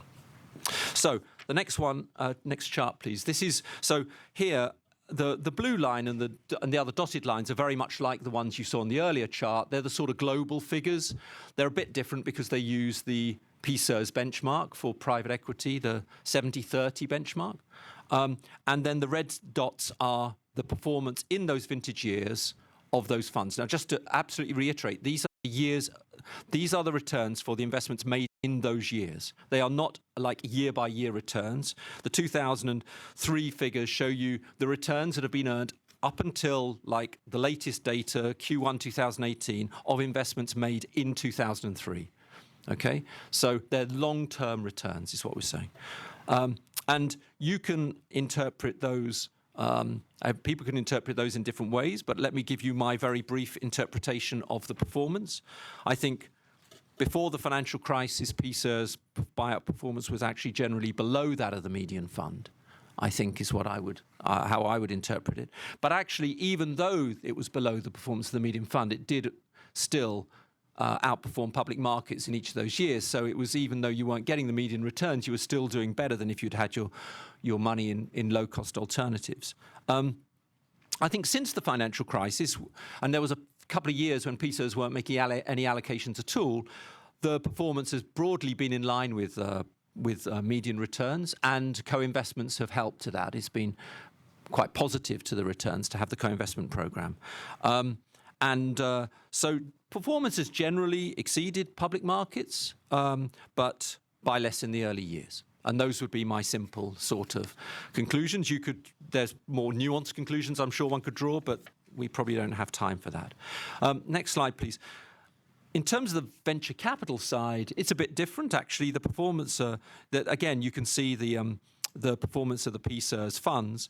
I should say here that where there's a hollow marker, it means there's less than 3 funds in a year, so which means it could be 1 or 2 funds in a particular year. So take it, be aware of that. You know, it looks a slightly different story there, I would say. My interpretation, next slide please, is that obviously they've made far fewer investments in VC, but in general, PSERS VC investments have actually exceeded the median fund returns and have actually sometimes been in the top quartile. So they've been pretty good. And as a result, even though venture capital itself has actually, as an asset class, generally disappointed, in 8 of the 13 years they made investments, actually the investments in venture capital have beaten public markets for PSERS. That's the way I would interpret that data anyway. Just to finish off by just looking at the I never quite know which way to do it. PA-SERS scheme. They've invested rather less, obviously, because they're smaller, about 10 billion, but the same sort of balance, mainly buyout and special situations and a bit in venture capital. I think they've stopped doing venture capital really since the financial crisis, more or less. They tend to use the S&P 500, and so that's what I've used here as well. And I do basically the same sort of analysis. So next slide. You'll see that the performance is a bit different there of the Pennsylvania SERS buyout performance. You'll see that in general terms, I'll tell you how I interpret it, and then maybe change the slide later because it's easier. Maybe go back a slide. It's easier to visualize it, and then I'll tell you what I think it is. I think that generally the buyout performance has been at or above that of the median fund. 9 and 10 were obvious exceptions to that, but there was actually relatively little investment going on in that period post the financial crisis. the SIRS doesn't have a direct co-investment program. It hasn't started one, so that's a difference as well. And so, as a result, the private equity performance of the SIRS has beaten the public markets in every vintage year except for 2007 to 10, where it didn't. So that's on the buyout side. Just finally, on the venture capital side, so if we go forward 2 slides, please, you'll see similar sort of analysis being done. And my interpretation is the early years were the performance was generally a bit below median, at or below median, but since from 2003 to 2008, it was generally at or above median. And at that point, actually, the program was more or less wound down because there were very few. I think there was only 6 investments made since 2008. So that, I think, is just to go to the final slide, the conclusion slide, please. So just to conclude, that's my answer to the 3 questions, as to why you invest in private equity, what the returns have been, and how the Pennsylvania funds have done. There's no doubt that the private equity premium has been falling over the years, and it means that you have to try a bit harder to find those sorts of returns. Strategies like co-investment strategies and the like can help because they can help bring down the costs. Many times those would be zero cost or close to zero cost investments, and so those sorts of things are things it's worth thinking about, at least if you want to continue doing it. Thank you very much. We greatly appreciate your testimony. Just a couple things. So I understand, and I really appreciate. I'm grateful for not really a debate, but a conversation between colleagues from Oxford. We have 3 of you on the agenda today. It's quite amazing. Maybe next time we'll come to Oxford and listen to you there. Cheaply. Yeah. So private equity, a growing sector of our economy, and a need for investment in that sector to be engaged in by pension funds. I understand it. So during this period of time, this sector has been increasing. Have fees been coming down generally in the private equity market? And if they have, can they continue to come down? And the work that you're doing, is there efforts to try and make certain that as this sector grows, that we get a fair price, or pension funds, individuals, or whoever invests in this space is getting a fair price for the investment and the work that's being done? Yeah, I think I think it differs a bit between the buyout and the venture capital side. I think on the venture capital side, the fees have remained reasonably similar. And I think there's a scale issue here. If you're running a $100 million venture capital fund, a 2% fee is not egregious because that's $2 million a year, and you have to do a lot with that. So I think that it's a scale issue. And the answer to the question, have they come down, is I think as the fund sizes have gone up, the fees have come down a bit, but not as much as one might have expected. So, when a large buyout fund was $1 billion, broadly speaking, that was still in the 2 and 20 era. So you used to pay very often a 2% management fee and 20% carry interest. In the era of the $10 billion fund, you would have expected to come down more than it has. I mean, it might be now 1.25 and 20 or something like that. But 1.25, there are economies of scale in this business, and so you would have expected, I think, them to come down faster than they have. I think the reason why they haven't is because each individual investor doesn't have much market power. Organizations like ILPA, who I know you heard from before, have been the sort of focus, I think, of attention to try to redress some of that balance. And there's no doubt that some of the large buyout funds, the funds will get rich even if they lose your money because of the management fees. I think actually very few institutional investors worry too much about the carried interest payment. Giving 20% of the profits to somebody is sort of, there has to be profits to, that sharing rule doesn't seem too worrisome. I think many people worry more about the management fees, which I think have not come down as fast as one might have expected. Yeah, so some of the conversation that we're having here in the previous hearing focused on transparency. Do you think that transparency is a worthwhile endeavor to help accelerate the reduction in costs of these funds? Yes, I do. I think it is. I think in general terms, transparency is a good thing across the piece. Actually, I mean, we're talking here about private equity, but I've spent quite a lot of time battling to get more transparency in public equity as well. In fact, I served freedom of information requests on every single public pension plan in the UK to get them to reveal what Dr. Monks was talking about earlier about full brokerage commissions and things like that, which can eat up a lot of costs.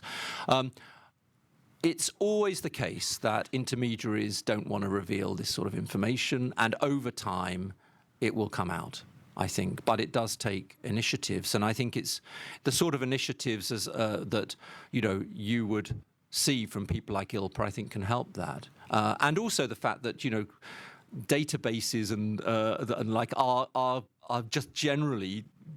They are finding more information, through FOIA and things like that over the years. It wasn't so long ago that you couldn't get private equity return data, but you can now. Funds have got used to it. I think in 5 to 10 years' time, funds will get used to the idea that the economic terms of the funds will probably be in the public domain, or they'll have to stop taking money from public investors. Because I think there will be some private investors. I mean, these are private transactions, right?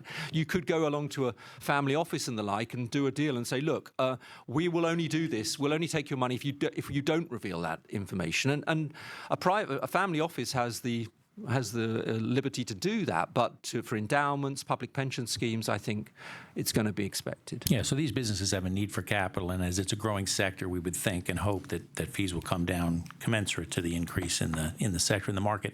Just one more question. So have you dealt directly with CSRS and PSRS? You've got a lot of data here. Mm-hmm. Has much of that been gained through information that you can collect publicly, or have you been in contact with the systems themselves, and how have you found their dissemination of information? So when I was asked to do this, I said, I'd like to do this final bit, which is, put the spots on the chart, and I asked them for a breakdown of their data. They're subject to different confidentiality agreements, I think, but for CSRS, for PSRS, I got it by fund, and for CSRS, I got it done by vintage year already. So I don't always see the names of the funds or the like, but I don't need that. Because they use Burgess, I know what they're doing, and I'm using it as well. So we're sort of on the same system, and I know that the calculations that are coming out of their spreadsheets are basically the same calculations. So it was actually relatively simple. It's not to say it didn't take a couple of days, but it was relatively simple. Thank you, Mr. Vice Chairman. Question. Thank you, Dr. Jenkinson. And I think we may have, Chairman, a Cambridge problem given our Oxford representation. But noting that you spent a happy year at Penn, I spent a happy year plus at Oxford. Yeah, good. But thank you for being here. Glad to have you. And I think it's important to remind us of the sort of larger context around private equity, particularly because I think there's somewhat of a misinterpretation that our efforts to understand the costs and returns translates to an effort to abolish the asset class, which is not true. But good to have you as part of what the chairman accurately referred to as a conversation. And Chairman, I'd like to, we can follow up this later. Good for you also for getting the data to do this kind of analysis from CSRS and PSRS, but I want to reserve the right that I'm misunderstanding previous comments and commission requests, but if it is the case that the systems gave you data that we requested as the commission, I want to underline my earlier comment about being troubled. As I say, good for you for your analysis, but it raises some real questions for me. Did the dividing things into venture and buyout is interesting and important to understand the difference, but that's not the same as looking at the whole portfolio with the dollars that went into each fund and whether the years where the dot was above the chart or the years where the dot was below the chart, how they balanced out, is it? No, that's right. I mean, you could do this capital weighted across the whole program. That's a different way to do it. That's a different sort of analysis that you could do. Because some of those, because your worry is, and it's a perfectly legitimate worry, is maybe some of the really good performing years were very small and some of the very bad performing years were very large. Yeah, sure. One could do the same analysis on a PME basis with the whole portfolio, correct? Absolutely. Okay. It's sometimes called a pooled PME across the whole program. I would say do it. I mean, you could do it with buyouts and venture capital. I would caution you to keep them separate because they have such different dynamics. And so I think, and they are slightly different types of investment that you're doing. So, but yeah, you Sure, can but do even within those, we could look at the cash flows in heavy years and light years and see how the whole VC portfolio or buyout portfolio. That's right, and there are. I mean, I think that you can get. It's a relatively simple thing to output at the end of this analysis. I mean, there's lots of calculations going on in the background here, but thankfully that's what Burgess handles for you. But in general, the answer to it is that as I understand it, that the capital weighted returns are still above public equity returns, as you'd expect, because almost all the dots are above the line. And looking forward, I read a few of your recent papers, which were fascinating, and you had a couple of comments sort of repeated in some different papers about since 2005, returns have roughly been equal to public markets, along with a really fascinating sort of finding that the connection between returns and cash is that the more cash that's flowing into the asset class, the worse it's done. How should we think about those going forward, looking at those two facts? Yeah. And I won't even, by the way, mention your wonderful comment about how little value investment consultants add in picking managers, which I think bears on this. Oh yeah, that's another string to my bow. I think that there's certainly. I mean, you can't help when you're looking at that chart see that there's a downward trend in the premium. Where it ends is really not clear. I mean, in terms of the over time, because obviously this is like an evolving story. Even I say, look what's happened since 2005 or 6. Well, those funds, some of those funds are still going. They're still working their way out. And if you look at like the 2009-10 funds, they're still quite immature. It looks to me as though the market currently has sort of flattened out at a positive premium, but it's less than it was. It might have been 1.2. It's now 1.1 or something like that. So I think we don't really know where it's all going to end up, and fees and carry do have a role to play here because in equilibrium, investors will quit this asset class if the returns don't beat public markets, right? What's the point? So therefore, that may be another reason, or that is another reason why I said earlier that I think that the fees will continue to come down because the returns have been coming down. So therefore, the investors will eventually quit this. But some investors look a little bit too much in the rearview mirror and not enough in the headlights, I think, when they're making their allocations. Now, having said that, it is certainly true that when markets are hot for private equity, the subsequent returns tend to be less good.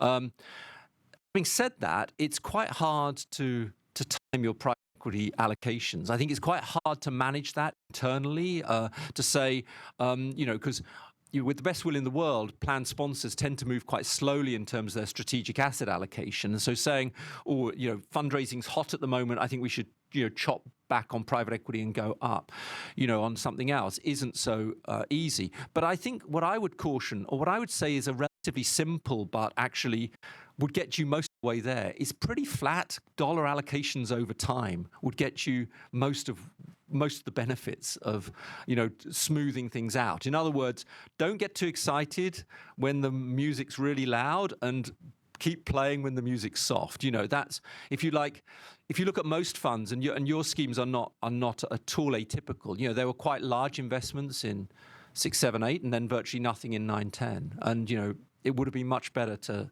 basically say half the amount in 6, 7, 8, and half, and just keep going in 9, 10. So steady as she goes. It's a long-term asset class.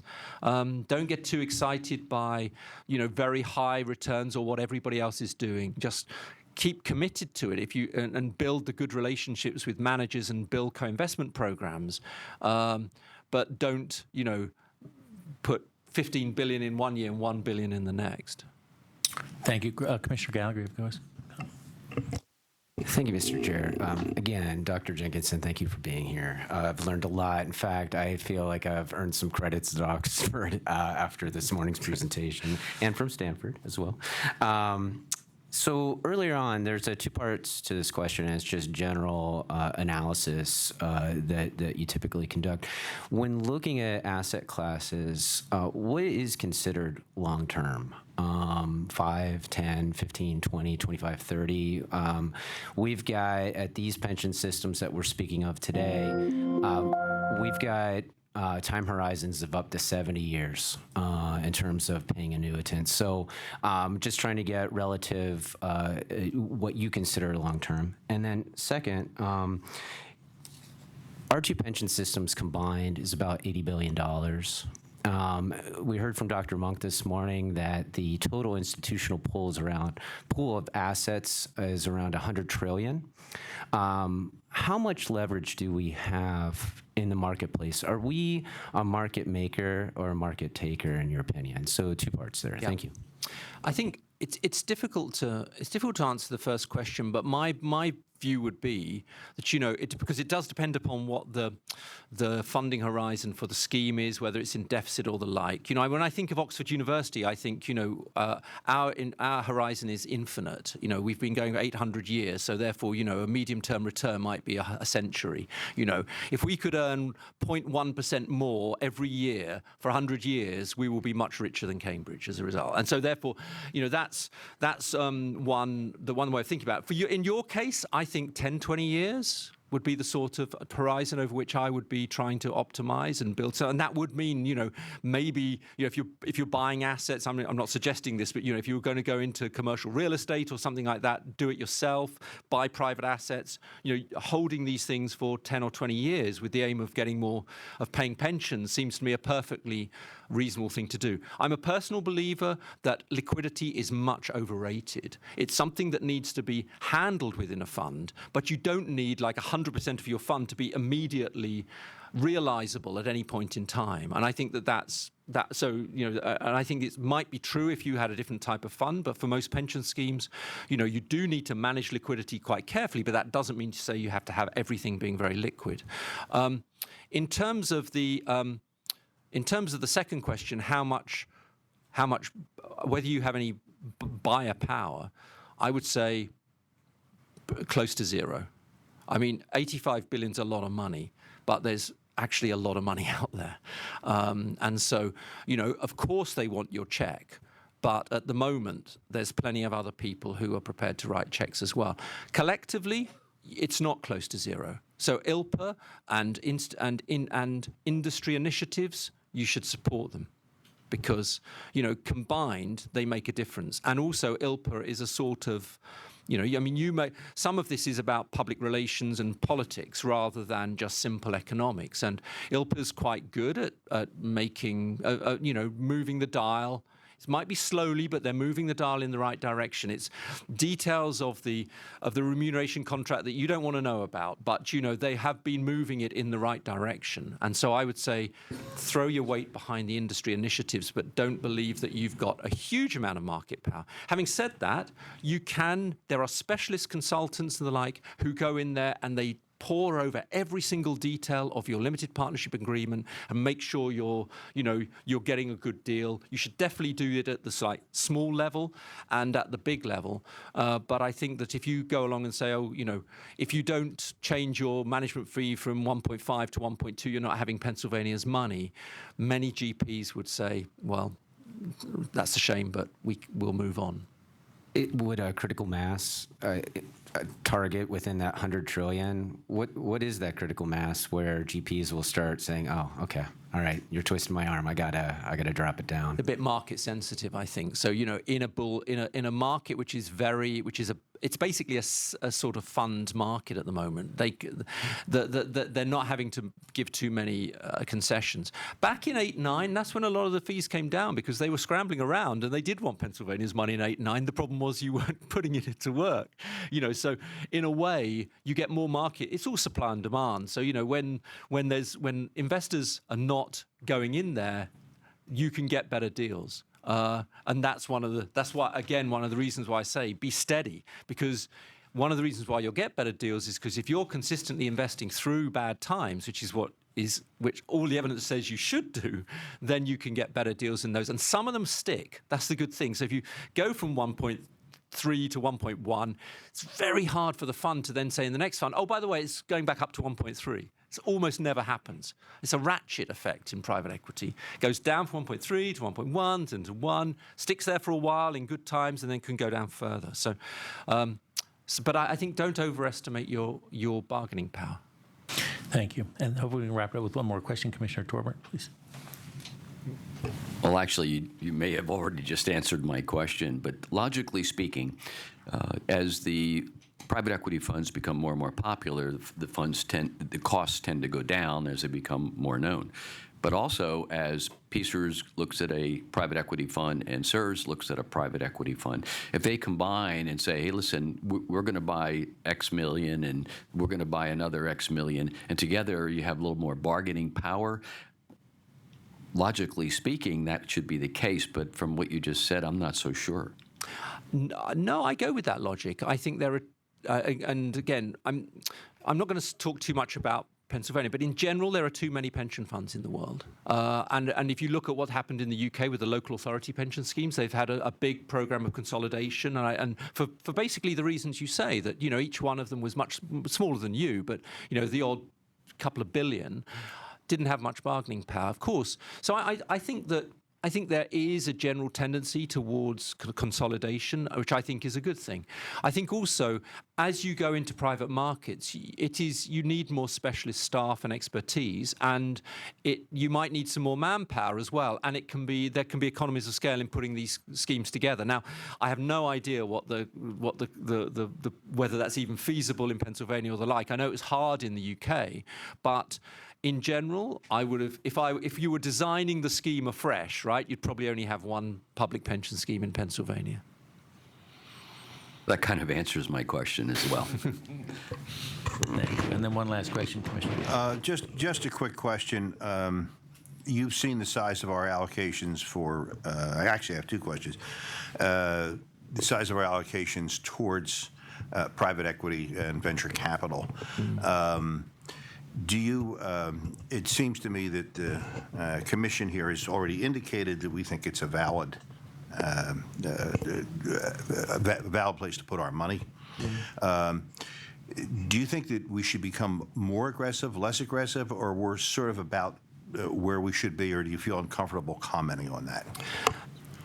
Yeah, it's tough to comment on that in a way. I mean, because it does depend a little bit on the governance of the scheme, I think, and what sort of things are acceptable within the sort of governance of the pension schemes themselves. By which I mean, I think that there's quite a strong case for some schemes doing more co-investment and things like that as a way of helping to bring down the costs, because they're exactly what you want. They're sort of zero cost, zero profit share type schemes. But obviously, it's quite difficult to do that. You have to commit to do that at scale, I think. And so I don't know whether you have whether your governance would enable that to happen. It's a long-term game to do that.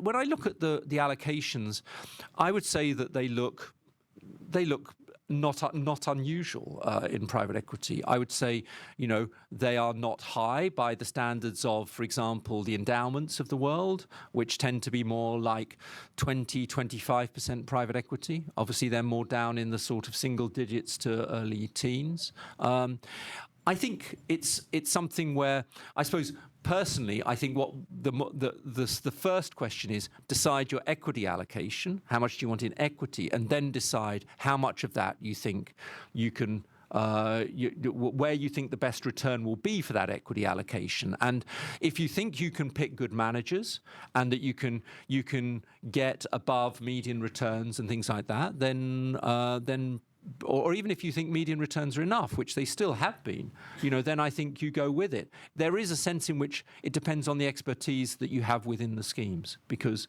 you and I can each allocate easily to Vanguard because we just click one button, but this involves due diligence, care, quite a lot of work. And I think you have to have a suitably resourced investment office to do that. So those are a few thoughts. It's not really giving you a direct answer, for which I apologize, because it's not. I like to give direct answers, but I think on that one, I don't want to say, oh yeah, you should up your private equity allocation. I don't feel comfortable doing that, because that is a complicated decision that sort of other people have to make. No, and I appreciate it. I think that you've answered that part of the question very well. The second question is, there are three different places where we are in private equity. One is buyouts, one is venture capital, and the last is special situation funds. Could you just give us a very brief idea of what some of those special situations funds are and how they function?